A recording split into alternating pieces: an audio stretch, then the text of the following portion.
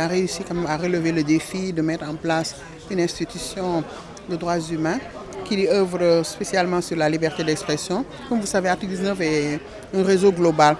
Et moi, quand je suis venue à Dakar ici, c'était aussi pour mettre en place ce bureau et essayer de le faire fonctionner, et d'avoir des collègues, des associés et des staffs qui pourront un jour prendre la relève et continuer les combats, le travail que nous menions. Donc je suis très fière de pouvoir dire qu'aujourd'hui, après toutes ces années de mise en place, au moins la fondation est bâtie. Maintenant, il faut continuer ce travail avec une nouvelle génération, mais aussi relever d'autres défis. Aujourd'hui, comme vous le savez, nous étions sur tellement de chantiers, mais avec cette crise au niveau de la sous-région, les droits humains vont être éprouvés et il faut innover, il faut réfléchir sur de nouvelles formes de plaidoyer, de nouvelles formes de travailler parce que les choses bougent rapidement dans le monde et il faut répondre à tous ces besoins des uns et des autres. Il faut aussi être une organisation de pointe, une organisation d'expertise et je pense qu'Article 19 a essayé d'être cette organisation-là. Maintenant, avec les nouveaux défis, il faut continuer ce travail, mais je suis très confiante que l'équipe que je laisse derrière pourra relever les défis. Et voilà, donc je pense que notre rôle en tant que pionnière, en tant qu'activiste, c'est aussi d'inspirer. Nous avons essayé de se dire, bon, nous n'allons pas partir avec ce qu'on sait, mais si on crée, comme nos aînés nous l'ont appris, il y a beaucoup d'autres organisations qui sont là et nous nous soutenons mutuellement. Donc aujourd'hui, créer cette organisation, la laisser derrière, pour moi, c'est une fierté, mais le défi les défis sont énormes et nous souhaitons à l'équipe une bonne réussite. Fatou, c'est d'abord une sœur avant d'être un partenaire, parce qu'en fait, je pense que depuis qu'elle est arrivée au Sénégal en tant que représentante d'Article 19, on travaille ensemble. Avant, c'était dans le cadre de la Convention des jeunes reporters. C'était vers les années 2005-2006. Après, en fait, quand Article 19 a été formellement créé avec des programmes et tout, on a commencé à travailler ensemble.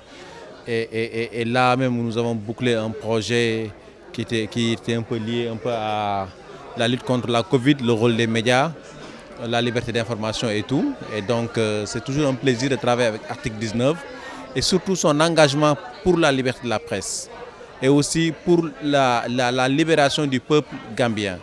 Et donc, vraiment, c'est une activiste, c'est une dame qui s'est beaucoup battue vraiment pour la liberté des médias, des journalistes, et qui a été à tous les fronts, mais surtout également aussi en Gambie, elle représente quelque chose, et c'est très important, et je pense que quand même aujourd'hui, si elle se retire d'Article 19, je pense que la Gambie aura besoin d'elle. Nous avons tenu à marquer notre présence pour le départ de Fatou Senghor, qui fut pendant de longues années, je pense 11 ans, qui a implanté ici Article 19 West Africa et qui, de main de maître, a pu faire en sorte que cette structure puisse avoir sa place dans le paysage des organisations qui se battent sur les problématiques de démocratie plus globalement, mais spécifiquement sur des questions de la presse, liberté de la presse et tout. Et Fatou, c'est avant tout une collaboratrice avec qui on a collaboré au niveau du mouvement Y en a marre. Ça va faire maintenant peut-être 10 ans depuis le début.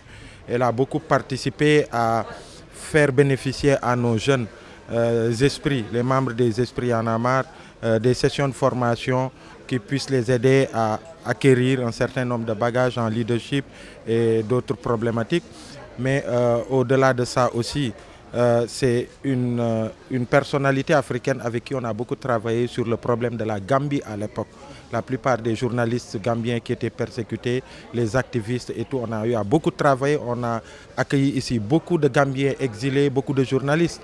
Et donc ça a été d'un apport important dans ce qui est arrivé en Gambie, dans le départ de Yaya Jammeh, pour l'avancée de la démocratie là-bas.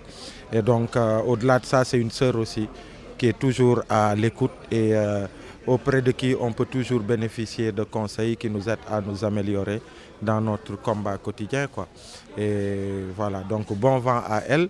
Et puis c'est une page qui se ferme et je suis sûr qu'il y a une autre page encore plus glorieuse qui va s'ouvrir dans son sa carrière.